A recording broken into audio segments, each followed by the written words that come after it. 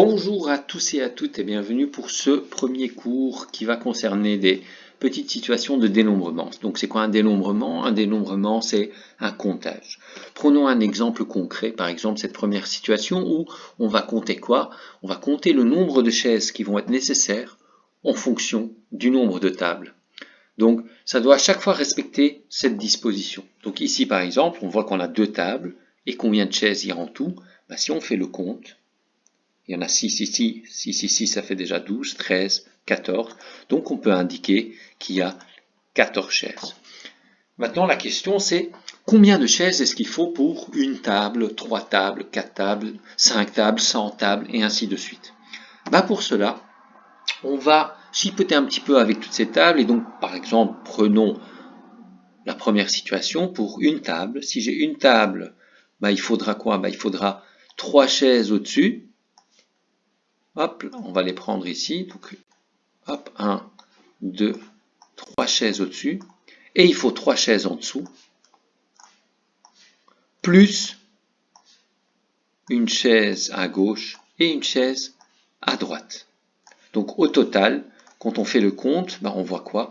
On voit qu'il y a 8 tables. Donc on va indiquer ça dans un tableau de valeurs. Donc attention, ceci est un tableau de valeurs, ce n'est pas un tableau de proportionnalité. Car quand il y a une table, il y a 8 chaises.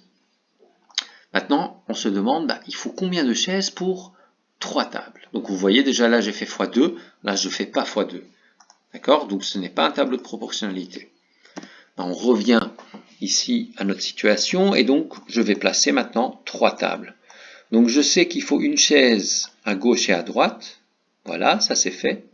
Et que pour chaque table, je vais devoir mettre 3 chaises en dessous et 3 chaises au-dessus. Je vais faire la même chose pour la troisième table. Ici, il y en a 3. Et alors ici aussi, il y en a 3. Hop, attendez. Hop. Si on fait le compte, 6 plus 6 plus 6, ça fait 18, 19, 20. Donc pour 3 tables, il faut 20 chaises. On va indiquer ça dans notre tableau de valeurs. Et donc on l'indique ici, 20. On se demande maintenant pour 4 tables, combien est-ce qu'il faut de chaises? De nouveau, on peut revenir à notre situation d'avant. Et alors je vais enlever cette chaise, je vais rajouter une table. Cette chaise, elle est à l'extrémité droite. Et alors, je vais rajouter 3 chaises, excusez-moi, 3 chaises au-dessus et 3 petites chaises en dessous. Hop. Voilà, attends. Et voilà. Et au total, qu'est-ce que j'ai fait? En fait, j'ai rajouté 6 chaises. Donc au total, il y a 24 chaises ici, plus les 2 à l'extrémité, ce qui veut dire qu'au total, il y a 26 chaises.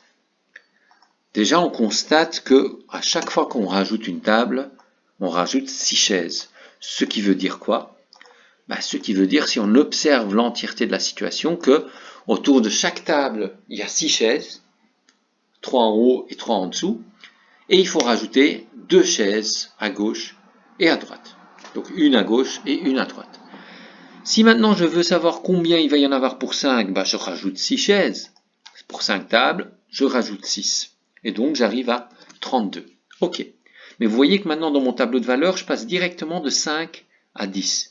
Donc là, je ne vais pas à chaque fois rajouter 6, plus 6, plus 6, plus 6, 5 fois. Je vais préférer utiliser une formule.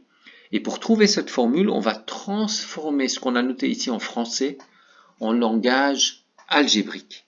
Et donc, si on considère que n c'est le nombre de tables, qu'est-ce qu'on fait? Pour chaque table, on rajoute 6 chaises, donc on va faire 6 fois n, auquel on va rajouter 2 chaises, une à gauche et une à droite. C'est ce que je note ici. Si n est le nombre de tables, alors le nombre de chaises, ce sera 6n plus 2. Et grâce à cette formule, je peux compléter mon tableau de valeurs ici. Et donc pour 10 tables, il y aura 10 fois 6 plus 2, donc 62 chaises.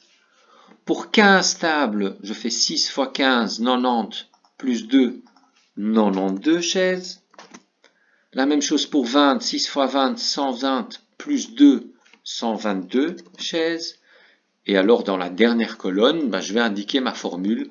Et la formule, c'est donc 6 fois le nombre de tables auquel je rajoute 2. Donc là, on a complété notre tableau de valeurs. Imaginons maintenant qu'on nous demande directement combien il faut de chaises pour 13 tables. Grâce à notre formule, on va simplement faire le calcul. Donc, pour chaque table, il faut 6 chaises. Donc, on va faire 13 fois 6, donc 6 fois n, plus 2. Et 13 fois 6, ça fait 78, auquel on va rajouter 2 chaises. Donc, pour 13 tables, il faut 80 chaises. Et alors, on répond par une phrase. 80 chaises pour 13 tables. Et ici, la question, elle est contraire. On vous dit, il y a 140 chaises. Combien est-ce qu'il faut de tables? Donc là, on se pose la question, combien de tables j'ai besoin si je sais qu'il y a 140 chaises? Sachant qu'il y a 2 chaises qui sont positionnées à gauche et à droite, donc on va faire déjà 140 moins 2, ce qui est égal à 138. Donc autour de toutes les tables, en haut et en bas, il y a 138 chaises. Il nous suffit maintenant de diviser 138 par 6 pour trouver le nombre de tables, ce qui va nous donner 23. Et donc on peut noter, on a placé 23 tables. Voici la première situation de dénombrement. Voyons maintenant une deuxième situation. Ici, par exemple, lors d'un défilé officiel, on prévoit de positionner des motards selon cette structure. Donc, il y a un motard qui est tout devant et un motard qui est tout derrière. Et à côté de chaque voiture, il y aura 2 motards, un à gauche et un à droite, un de chaque côté. Combien est-ce qu'il faut de motards pour 4 voitures? Pour 4 voitures, c'est relativement simple, on peut les compter. Donc 1, 2, 3, 4 voitures. Au total, vous voyez qu'il y a 10 motards. Maintenant, ça va se compliquer à partir du moment où on va nous demander de répondre à des questions. Par exemple, ici, on nous demande combien est-ce qu'il faut de motos pour une voiture, 2 voitures, 3 voitures, 4 et ainsi de suite jusqu'à 25. L'objectif, c'est de trouver une formule.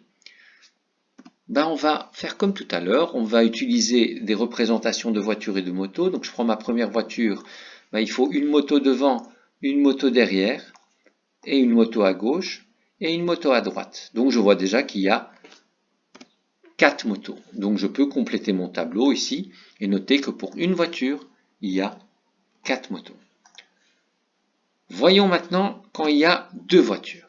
Quand il y a 2 voitures, je positionne une deuxième voiture. Chaque voiture a une moto en haut à gauche et une moto à droite.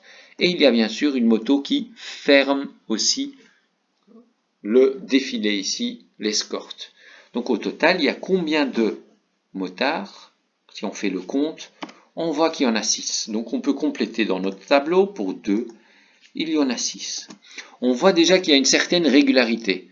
Quand j'augmente une voiture, je rajoute 2 motos. Voyons si c'est exact pour 3 voitures. Hop, hop, excusez-moi, donc on revient ici. Et alors, je vais rajouter une voiture. Et je positionne une moto en haut, une moto en bas. Et alors, voilà, je ferme l'escorte. Et donc, vous voyez ici qu'il y a 6 motos, 7, 8 motos en tout. Et donc, dans mon tableau, je complète et je vais indiquer qu'il y a 8 motos. Et la régularité, elle est conservée. Là, je fais plus 2, plus 2. Donc, à chaque fois que je rajoute une voiture, je fais plus 2. Donc, pour 4 voitures, il y aura 10 motos. Pour 5 voitures, il y aura 12 motos. Et ainsi de suite. Et si maintenant je veux savoir combien va-t-il y avoir de motos pour 10 voitures et pour 25 voitures, ce serait intéressant de trouver une formule. Donc déjà, qu'est-ce qu'on observe? On observe que pour chaque voiture, il y a 2 motos d'office. Une qui est à gauche, une moto à gauche et une moto à droite. Et en plus, il y a une moto qui est tout devant et une moto qui est tout derrière. Donc si on veut écrire la formule, on peut indiquer, si on considère que n soit n le nombre de voitures, alors le nombre de motos, on peut le définir comme étant 2 fois le nombre de voitures auquel on va rajouter les 2 motos qui ouvrent et ferment l'escorte. Donc la formule, ce serait 2n plus 2. On va vérifier ici, 5 fois 2, ça fait 10 plus 2, ça fait bien 12. On peut continuer maintenant. Donc pour 10, ce sera 10 fois 2, 20 plus 2, 22. Et pour 25, ce sera 25 fois 2 plus 2, 52 motos. Répondons maintenant à 2 autres questions. S'il y a 13 voitures, grâce à la formule, je sais que je dois faire 2 fois 13 auquel je vais rajouter les 2 motos aux extrémités. Donc 26 plus 2, qui est égal à 28. Donc il y a 28 motos. Combien de motos faut-il pour accompagner un convoi de 13 voitures? Il faut 28 motos. Il y a 28 motos. Et si on vous dit maintenant qu'il y a 72 motos, combien est-ce qu'il faut de voitures? Ce qu'on va faire, c'est qu'on va déjà enlever les 2 motos qui sont tout devant et tout derrière. Et on obtient donc 70 motos. Donc il reste 70 motos à gauche et à droite des voitures. Comme il y a 2 motos par voiture, on divise 70 par 2. Et c'est égal à 35. Et donc, il y a ici 35 voitures. Voilà, on vient de réaliser 2 situations de dénombrement. Donc maintenant, ça va être à vous. Donc ce que je vous propose ici, c'est 2 exercices de dénombrement. Le premier qui est ici, où vous devez à chaque fois trouver le nombre de chaises aussi en fonction du nombre de tables. Et une deuxième situation où vous devez compter le nombre de points noirs et le nombre de points blancs. Ça va? Alors, ce qu'on vient de mettre en place ici dans les 2 exercices, c'est qu'on a trouvé 2 formules. On a trouvé la formule 6n plus 2 et on a trouvé une autre formule 2n plus 2. Ces formules, on peut appeler ça des expressions littérales. Car une expression littérale, c'est une expression qui comprend des lettres et des nombres. Chaque lettre ici représente en fait un nombre. Dans les 2 cas, dans le premier cas, ça représentait le nombre de tables. Dans le deuxième cas, ça représentait le nombre de voitures. Et donc, c'était des variables. On pouvait les changer, on pouvait augmenter ou diminuer ces valeurs. Quand on recherche la valeur numérique d'une expression littérale, ce qu'on fait en fait, c'est qu'on remplace la variable par un nombre. Par exemple ici, prenons cette expression 3a plus 1. Si je remplace a par 2, qu'est-ce que je vais retrouver? Je vais retrouver comme calcul 3 fois 2 plus 1. Et donc ça sera égal à 6 plus 1. Autrement dit, 7. De la même manière, je peux remplacer ici dans cette expression A et B par leur valeur. Donc A, c'est 2 et B, c'est 3. Et donc lorsqu'il est noté 4A, ça veut dire 4 fois la valeur de A. Donc 4 fois 2 moins 3. Autrement dit, 8 moins 3 qui est égal à 5. Prenons le dernier exemple ici, de la dernière expression littérale, 3a plus 2b.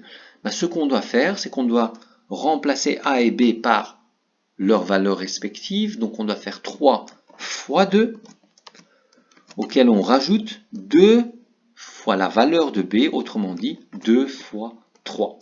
Et donc ça nous donne 6 plus 6, autrement dit 12. Voilà.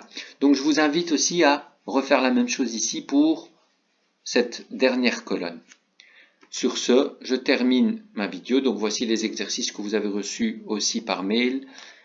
Et je termine ici. À la prochaine fois pour la suite du cours.